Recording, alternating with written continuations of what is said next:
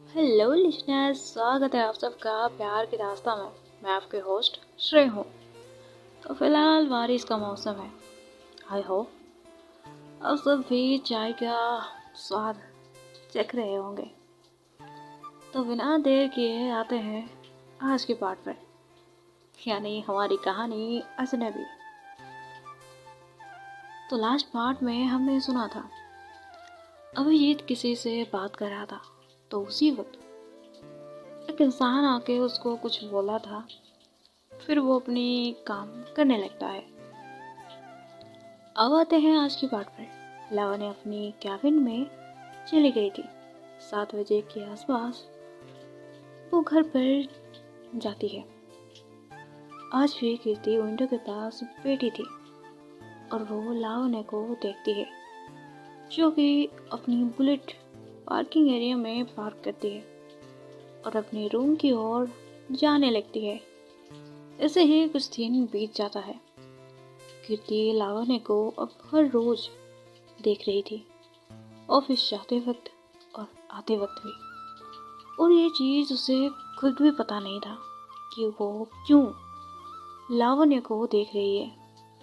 और लावण्य भी आजकल बहुत खुश थी, क्योंकि कीर्ति यानी स्ट्रेंजर गर्ल जब भी कीर्ति की मैसेज आती थी, उसके फेस पर स्माइल आ जाती थी। लावण्य को पता चल गया था कि वो धीरे धीरे कीर्ति को पसंद करने लगी है। और ये बात शायद कीर्ति को पता नहीं थी, क्योंकि वो तो बस एक दोस्त के नाते उससे बात कर रही थी। पर अभी तक दोनों ने अपना चेहरा दिखाया नहीं था। लावण्य की आज छुट्टी थी, इसलिए अपनी रूम पे बैठी हुई थी, हाथ में कॉफ़ी का मग और साथ में म्यूजिक। दूसरी तरफ कीर्ति भी अपने कमरे में बैठी थी। वो अपनी डायरी में लिख रही थी। कुछ दिनों से मैं एक लड़की को आते हुए जाते हुए देख रही हूँ। पता नहीं क्यों वो मुझे बहुत अच्छा सा लगता है। वो मुझे बहुत अपना सा लगता है। एक एक्सीडेंट से मुलाकात हुई थी हमारी। दूसरी बार वो मुझे कॉलेज के सामने मिली। मैं थोड़ी अलग टोन में बात की थी उसके साथ, पर अब मुझे वो अच्छी लगती है। ना नाम पता है और ना ही मुझे पता है वो क्या करती है। बस उसे देखने का, बस उसे देखते रहना बस उसे देखते रहना मुझे अच्छा लगता है। मुझे लग रहा है मैं उसे देखे बिना एक पल भी जी नहीं सकता। पर वो तो मुझे जानती भी नहीं। 2 बार मुलाकात से वो मेरी इतनी करीब हो गई, मैं बता भी नहीं सकती। आई थिंक मैं उसे प्यार करती हूँ, पर मैं उसे इजहार नहीं कर सकती। उसके बाद वो अपनी डायरी को बंद करती है और उस डायरी को हग कर लेती है।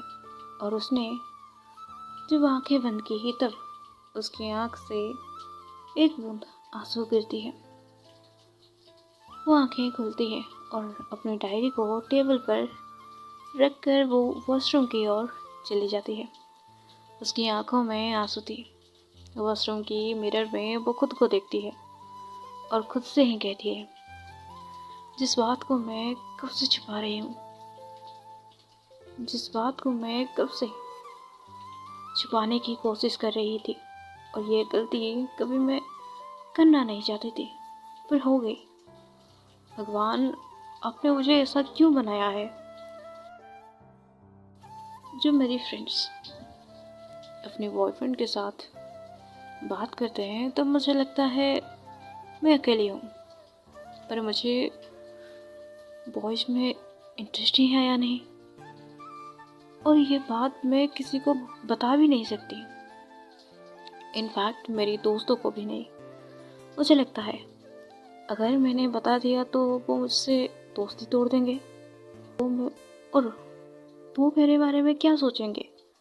कुछ देर बाद कीर्ति की माँ बुलाती है। कीर्ति की आंखों से आंसू कीर्ति आंखों से आंसू पोंछ कर अपनी माँ के पास जाती है। कीर्ति की माँ कुछ काम करने के लिए कहते हैं, इसलिए वो काम करने में बिजी हो जाती है। दूसरी तरफ लावण्या अब बैठी थी और उसके दिमाग में बस कीर्ति की मैसेज चल रही थी। कुछ देर बाद वो खुद से कहती है, मैं उसे सच बता दूं क्या कि मैं उसे प्यार करती हूँ, पर इस वजह से कहीं हमारी दोस्ती टूट ना जाए। पर नहीं बताऊंगी तो मेरे दिल में सिर्फ ये बात रह जाएगी। मोहब्बत तो कर ली मैंने, पर इजहार करने की हिम्मत नहीं कर पाई। आखिर खुशी तो होगी कि मैंने उसे बता दिया अपने दिल की बात, भले ही दोस्ती टूट जाए। उसके बाद वो डिसाइड करती है, मैं उसे आज ही बता दूंगी, चाहे जो हो जाए। उसके बाद लावण्या विशल बजाते हुए बाहर जाती है, अपनी बुलेट निकालती है और कहीं जाने लगती है। कुछ देर बाद वो फ्लावर की शॉप पर जाती है। वहाँ से वो सिर्फ एक रोज़ लेती है, जो कि येलो कलर की थी, क्योंकि दोस्ती से शुरू हुई ये रिश्ता आज प्यार तक चली आई है, तो येलो सही है। उसके बाद वो अपने घर पर जाती है और उस गुलाब की एक फ़ोटो कीर्ति को भेजती है। This is for you. And हाँ, मुझे तुमसे कुछ कहना है। मैसेज जाती है पर अभी तक कुछ रिप्लाई नहीं आता। लावण्या सोचती है शायद वो बिजी होगी, इसलिए वो अपनी फ़ोन को साइड में रख देती है और अपनी ऑफिस के काम करने लगती है। तो सीधा आते हैं शाम के वक्त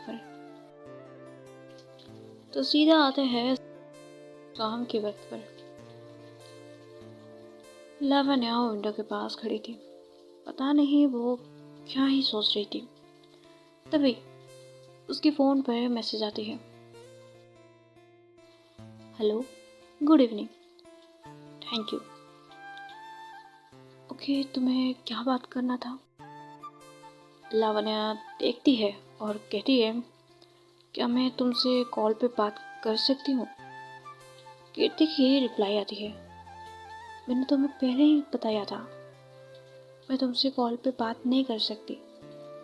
लावण्या कहती है, हाँ मुझे पता है, पर तुम्हें कुछ बोलने की ज़रूरत नहीं है, बस मेरी बात सुन के तुम मैसेज कर देना। कीर्ति कुछ देर तक सोचने लगती है, फिर कहती है, ठीक है। लावण्या कॉल करती है, पर उसकी दिल की धड़कन बहुत तेज थी, मानो वो एक पल में ही बाहर ही निकल जाएगी। कीर्ति रिसीव करती है। लावण्या कहती है, हेलो स्ट्रेंजर गर्ल, मुझे पता नहीं ये बात सुनने के बाद तुम क्या कहोगी मुझसे, पर अगर मैंने ये नहीं बताया तो शायद मुझे बहुत तकलीफ होगी। कीर्ति सुन रही थी। लावण्या कहती है, मुझे तुम्हारा नाम के अलावा कुछ पता नहीं है, पर मैं तुमसे प्यार करती हूँ। इसका ये मतलब नहीं कि तुम भी मुझसे प्यार करो। मैं खुद को रोक ही नहीं पाई तुमसे प्यार करने की। I love you stranger girl. मुझे तुम्हारा आंसर का इंतज़ार रहेगा। और फिर कॉल कट हो जाती है। कीर्ति कहती है, यानी वो टेक्स्ट पे मैसेज करती है, तुम मेरे बारे में कुछ नहीं जानती। लावण्या कहती है, तुम अगर हाँ कहोगी तो पूरी उम्र पड़ी है जानने के लिए। कीर्ति कहती है, पर तुम मुझे अभी तक देखे भी नहीं हो, तुम मुझसे प्यार कैसे हो गई? लावण्या कहती है, प्यार करने के लिए चेहरा देखना ज़रूरी नहीं है। मुझे तुम्हारी खामोशी अच्छी लगती है। तुम जब दिल की बात शायरी पे अदा करती हो वो मुझे अच्छी लगती है। सच कहूँ तो तुम अगर कहोगे मुझे छोड़ दो तो मैं छोड़ दूंगी शायद, पर तुम्हें भूल नहीं सकती मैं। कीर्ति कहती है, तुम्हें पता भी है ये दुनिया क्या कहेगी? इस दुनिया में एक लड़के और लड़की को रिश्ते को एक्सेप्ट नहीं की जाती। दो लड़कियों की रिश्ते को कैसे एक्सेप्ट करेंगे? लावण्य कहती है, किसे परवाह है दुनिया की? उनका तो काम है, कुछ ना कुछ कहेंगे। इसका मतलब ये तो नहीं कि मैं तुमसे प्यार करना छोड़ दूँ। कीर्ति कहती है, देखो मैं तुम्हें समझा नहीं सकती। मैं खुद को एक्सेप्ट कभी कर पाऊंगी या नहीं मुझे पता नहीं, और तुम्हें मैं दुनिया के सामने कैसे एक्सेप्ट करूंगी? वैसे भी मैं किसी को पसंद करती हूँ, पर उसे भी मैंने अभी तक बताया नहीं है। लावण्य कहती है, ठीक है, मैं बस अपनी दिल की बात बताना चाहती थी और अब मैंने बता दिया है। मैं तुम्हें हर वक्त खुश देखना चाहती हूँ, भले ही किसी और के साथ रहो, पर खुश रहो। कीर्ति कुछ नहीं कहती, बस मैसेज पढ़ के फ़ोन को रख देती है। लावण्य भी अपनी फ़ोन को साइड में रख देती है और फिर वो विंडो के पास जाकर खड़ी हो जाती है। कीर्ति भी विंडो के पास खड़ी थी और कीर्ति को पता था ये वही बुलेट वाली लड़की का घर है। कीर्ति देख रही थी, तभी लावण्य अपनी आंखों से आंसू पोंछती है। पता नहीं क्यों कीर्ति ये देखकर सोचती है, क्या ये रो रही है? पर क्यों? कुछ देर बाद लावण्य वहां से चली जाती है और फिर अपने हेलमेट और बाइक की निकालती है और वो एक मंदिर में जाती है। मंदिर अभी भी खुला था, ज़्यादा भीड़ नहीं थी।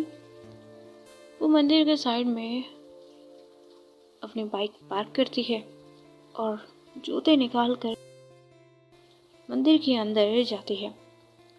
वो जाके बस वहाँ पर बैठ जाती है। वो भगवान की ओर देखती रही। जो भी देखेगा वो सोचेगा कि इसकी और भगवान की बीच एक लंबी कन्वर्सेशन चल रही है, वो भी बिना अल्फाज के। कुछ देर बाद वो पूरी तरह से शांत हो जाती है। उसी वक्त एक छोटा सा बच्चा आता है और उसके पास बैठकर लावण्य के हाथ पर टैप करता है। लावण्य उस बच्चे की ओर देखती है। वो बच्चा कहता है, दीदी आप उदास हो? चिंता मत करो, सब कुछ ठीक हो जाएगा। लावण्य एक स्माइल करती है और कहती है, वो बच्चा फिर से कहता है, आप ना भगवान पर भरोसा करो, वो सब कुछ ठीक कर देंगे। लावण्य कहती है, काश कर देते। वो बच्चा फिर से कहता है, आपने कुछ कहा? लावण्य कहती है, नहीं। आपकी मम्मा कहाँ है? वो बच्चा कहता है, मेरी मम्मा वो तो पूजा कर रही है। कुछ देर बाद उस बच्चे की माँ वहाँ पे चली आती है। कृष्णा, तुम यहाँ क्या कर रही हो? कृष्णा कहता है, मैं तो दीदी के साथ बात कर रहा हूँ। कृष्ण की माँ कहती है, दीदी? कौन सी दीदी?